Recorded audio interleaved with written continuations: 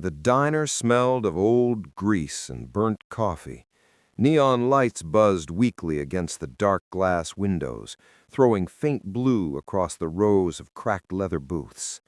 Outside, chrome motorcycles gleamed under the fading sun, parked like predators circling their prey. Inside, voices rose, sharp, mocking, heavy with the kind of laughter that came at someone else's expense. In the corner sat a man who didn't join in. He was 68 years old, his back stiff but not bent, his jacket frayed but clean. Patches of old campaigns clung to the fabric, desert tan, jungle green, a forgotten war stitched into fading cloth. His hair had gone white, his hands rough, his eyes quiet. He didn't look like much anymore, and that was exactly why they thought they could get away with it. The leader of the pack leaned forward, leather creaking as he sneered. His voice cut through the air like a blade. "Hey, old man, that jacket from a thrift store? Or did you just never get over your little war game?" Laughter erupted from the tables around him, loud, cruel, the kind that feeds on silence. The veteran didn't flinch, didn't lift his head. He'd been mocked before. He'd been underestimated before. And the weight of battles no one else remembered pressed down heavier than these drunken insults ever could. But still, the words stung, not because of pride, but because the people who should know better didn't. The biker leaned closer, eyes flashing. "Tell me, old man, how many medals do you get for running away, for hiding while the real men fought?" The diner grew quiet.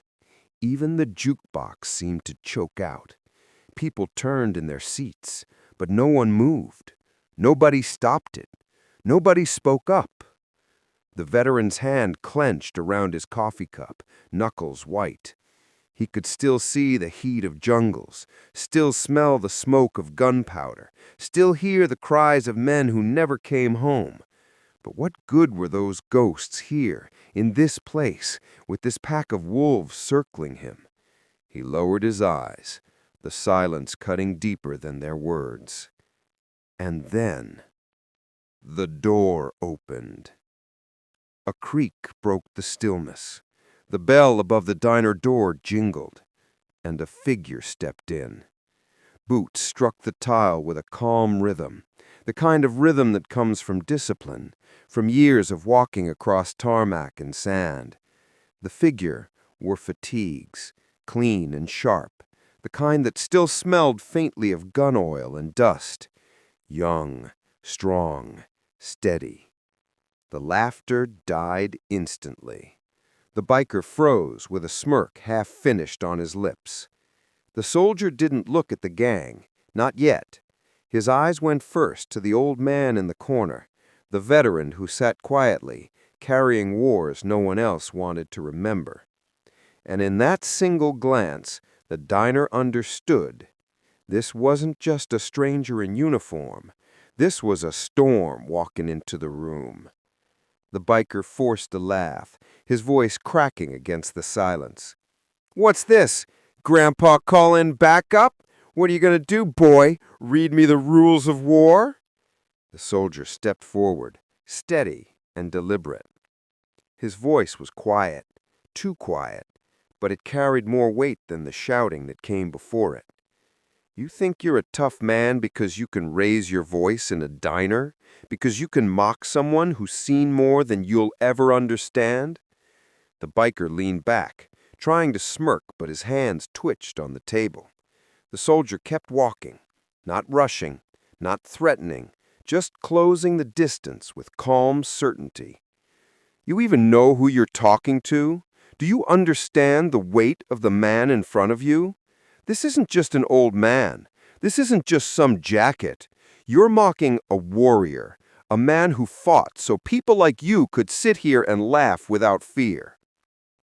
The biker tried to spit out a joke, but the words caught in his throat. Around the room, heads began to nod. Strangers leaned forward. The tide shifted. The soldier's voice cut sharp. You can fill a room with noise, but he filled battlefields with courage.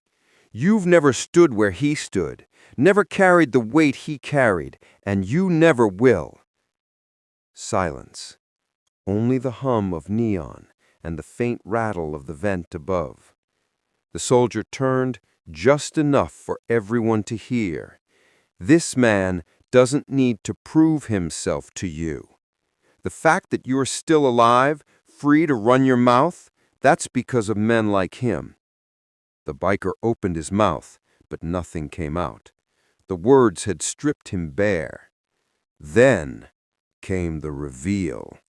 The soldier turned to the veteran, his face softening for the first time. He saluted, slowly, deliberately. "With respect, sir." The diner held its breath. The soldier turned back, his voice steady. "You're looking at a legend, a man who wore the uniform before I was even born. Men like him built the ground I stand on. Men like him are the reason I wear this today." It wasn't boasting. It wasn't arrogance. It was truth. Heavy, undeniable, unshakable. The biker's smirk dissolved. His gang shifted uncomfortably, eyes down, knuckles tapping nervously at the table. The laughter had died, and all that was left was shame. And for a moment, the diner was no longer a diner.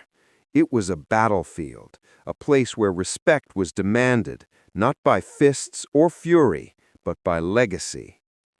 The veteran finally raised his eyes. They were tired eyes, worn, scarred, but steady. His voice was soft, almost too soft to hear. "Respect isn't demanded, it's earned." The biker swallowed hard. He didn't speak again. One by one, the gang shifted, muttered excuses, and slipped out the door. Their boots scuffed against the tile, their engines roared outside, but their voices stayed silent. And then the diner exhaled. Conversations resumed in whispers. Coffee cups clinked again, but nothing was the same. The soldier sat beside the veteran, sliding into the booth without a word. The old man nodded once, a faint smile ghosting his lips. They didn't need to talk about it. They didn't need to revisit it. 2 generations, 1 war carried across decades, a quiet bond, spoken without sound. The world outside would never know. The biker gang would never admit it. But those who were there, they'd carry the memory forever. Because in that forgotten roadside diner, the world was reminded of something it had almost forgotten. True strength is silent. True warriors don't need to shout. And legends never fade. So the next time you see an old jacket with faded patches or a weathered face sitting quietly in the corner of a room, remember, you might be sitting in the presence of a man who carried the world on his shoulders so you wouldn't have to. And never mistake silence for weakness. If this story moved you, if you believe these stories of courage should never be forgotten, take a moment, like this video, share it, and subscribe because more legends wait in the shadows, stories the world tried to forget, but we will bring back to life.